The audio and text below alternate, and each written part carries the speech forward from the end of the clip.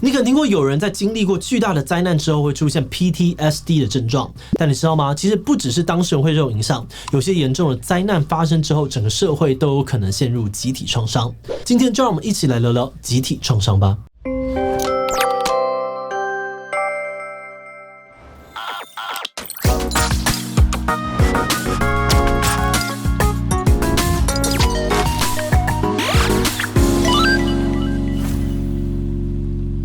Hello， 大家好，我是志奇。从921大地震、八仙城爆到普悠玛列车出轨事件，这些重大灾难发生之后，都会造成很多人心中永远的伤痛跟阴影。而且这种痛苦的感受，其实不是只有当事人会经历得到，有些经历过电视还有新闻的强力放送，很多呢不是当事人的民众也会觉得感同身受。之后只要看到这个事件的故事，都会觉得不舒服。那这种整个社会都会体验到的创伤反应，就叫做集体创伤。在一些更重大的灾难，比如说像是四川地震、纳粹屠杀、白色恐怖等等，这些集体创伤的记忆，甚至会延续好几代，改变一整个民族还有社会的行为跟思考模式。那集体创伤到底是怎么来的？如果我们遇到集体创伤的事件，又该怎么样好好面对、好好疗伤呢？今天就让我们一起来讨论看看吧。不过在开始今天的讨论之前，先让我们进行到工商服务时间。你会烦恼和伴侣的亲密生活缺少新花样吗？今天要跟大家介绍的一堂实用的线上课程，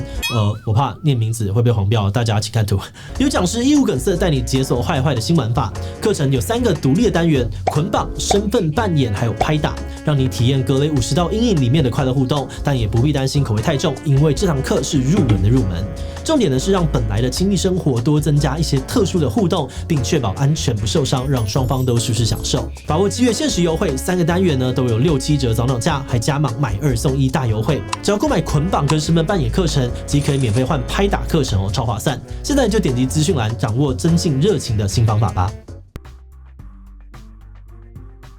要理解什么是集体创伤之前，我们要先来认识个人创伤是什么。大家应该可以想象，如果你今天遇到一些严重的天灾车祸等等，这种让人觉得生命受到威胁的事件，你的身心灵状态呢，通常会出现很剧烈的反应。而其中一种可能发生在当事人身上的状况，就是患上创伤后压力症候群 PTSD。PTSD 的患者呢，主要会有过度警觉、逃避跟麻木，以及重复经验创伤这3大类的症状。举例来说，一个经历过可怕大地震的人，就算事件已经过去了很多年，但只要环境发生一点点的晃动，他就会非常的敏感。而且他呢，就算理性上面知道大地震不一定会再发生，但还是会选择搬家到很远的地方，避免触景伤情。可是就算是这个样子晚上睡觉的时候，那些房子倒下来的恐怖画面，可能也还是会在他们的梦里出现，让他们感觉到非常痛苦。另外，有些人的情况可能没有严重到会被诊断出是 PTSD， 不过他们还是会出现一些心理不适的状况，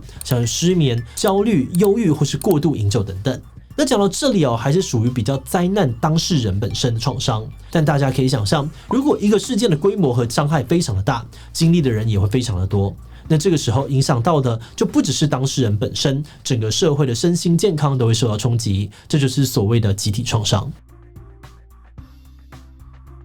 集体创伤的起源大部分都跟严重的死亡事件有关，像是战争严重天灾甚至是政府的暴力统治等等。其中一个最有名的集体创伤案例呢，就是纳粹大屠杀的历史。当时从纳粹集中营存活下来的幸存者他们作为当事人，当然感受到很强烈的创伤，一辈子都无法忘记这段受尽虐待、随时会死亡的经历。除此之外呢，他们很多人还会感受到一种活下来的内疚感。像是一位叫做李维的这个集中营幸存者呢，他就提到说，那些最善良、最勇敢的人都已经在集中营死去了，像自己这样子留下来的人，只是因为屈服于邪恶，所以才能够存活下来。而这种愧疚感呢，会成为不停折磨幸存者心灵的噩梦，让他们一辈子都很痛苦。而且除了幸存者之外呢，因为有这样子创伤经验的人非常多，所以就算是其他没有亲身经历大屠杀的人，也会因此感受到他们的痛苦。这样子的感受会让他们产生一种叫做替代性创伤的情绪，跟着出现跟 PTSD 类似的症状。他们同样会感受到自己不值得活下来，一听到纳粹相关的新闻就很敏感等等，出现了所谓的集体创伤现象。而另外一方面呢，在纳粹之后世世代代的德国人虽然不一定参与过大屠杀的暴行，却有可能呢也会感受到对于自己民族的羞耻跟愧疚感，无法正视自己的身份认同，这也是集体创伤的一种形式。集体创伤影响的就不只是当事人而已哦，而是一整个民族跟社会。这些经历集体创伤的社会还有族群，可能会从此改变了他们的文化习惯，变得更加的多疑排外，对于其他的族群啊还有国家也容易采取比较不信任的态度。那虽然上面的举例呢是战争，但是放到重大的天灾啊人祸，类似的情形也一样会发生。经历过创伤的人会宁愿永远不再接触到任何跟创伤有关的人事物，一想到当时的回忆，内心就会非常的煎熬。那面对这种状况，我们应该怎么办呢？从集体创伤解脱的方法呢，可以从个人还有社会两个层面来讨论。先说个人的部分哦，不管是直接经历创伤或者是替代性创伤的人，寻求解脱的第一步是相信自己是值得求助的人，也就是要意识到自己会感受到创伤是正常的，不需要觉得愧疚或不应该。另外，如果情况允许，我们可以透过互助来降低面对灾难的无助感。不管是担任志工啊、捐款，或是单纯的关心身边亲友，都可以让我们在逆境当中找回一点对于自己人生的控制感。在这个过程当中的互相陪伴，也能够为彼此带来安慰。那要从创伤当中复原，通常是一段很长也会很辛苦的路，所以在练习找回控制感的过程当中，也建议大家要小心的避免让自己太过劳累，可以尝试每天呢至少留1到2个小时的时间，在这一段时间呢，从负面的事件当中抽离，断绝媒体跟外界的讯息，好好的休息跟放空。那如果在休息之后还是觉得心理的痛苦难以平复，还是建议要及时的寻求心理咨商或者是身心科的专业协助。好的，那除了个人的努力之外呢，因为在集体创伤当中，我们破碎的往往不只是自己的内心，还有对于社会的信任跟归属感。这个时候，我们就需要某些社会性的行为来帮助复原。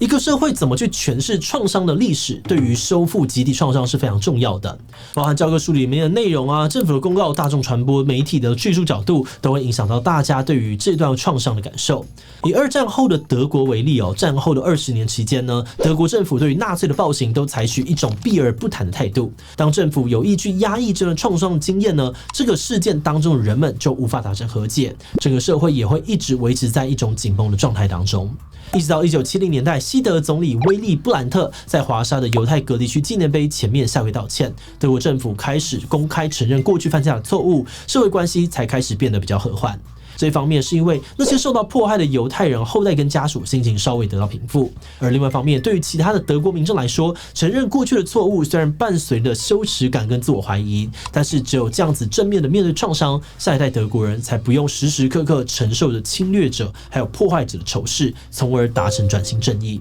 另外，如果能提供一个让大家进行公共哀悼的空间，也能够帮助民众去修复集体创伤，让大家感觉到自己不是一个人。比如德国柏林的大屠杀纪念馆、日本的311纪念馆、台湾的921地震教育园区、白色恐怖纪念园区等等，都是一种正面看待创伤的方式。虽然一个社会要从集体创伤复原的路，跟一个人呢要走过人生中重大创伤一样，可能呢会非常漫长哦，甚至不一定有一个终点。但至少如果大家能够更正视跟倾听这个社会受伤的地方，就是向疗愈的方向往前一步。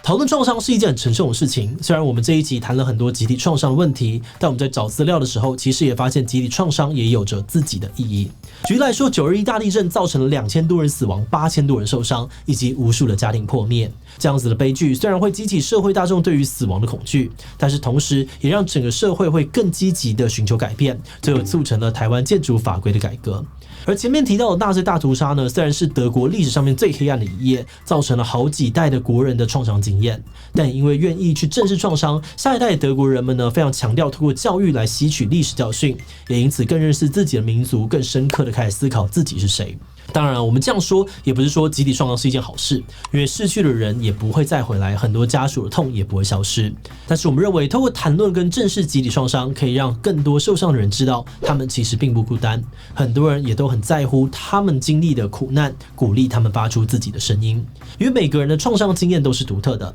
在诉说啊跟倾听的过程当中，我们的社会或许也可以赋予集体创伤更多元、更有包容性的意义。好的，那我们今天的影片就到这边。最后呢，也想问大家，你曾经因为新闻上面的灾难而出现类似创伤的反应吗？有看到受害者跟家属悲痛的样子，感觉灾难呢就像发生在自己身上一样。B 没有，虽然看那些新闻呢会让自己心情不好，但不至于会有创伤的感觉。C 没有，但我会因为身边的人遇到灾难而感受到创伤的反应。提其他留言分享你的想法吧。最后，如果你喜欢今天的影片，欢迎分享出去，让更多人知道集体创伤。此外呢，也可以点击这个地方看 PTSD 以及煽情灾难报道的讨论。那么今天的这一期就到这边告一段落，我们就明晚再见喽。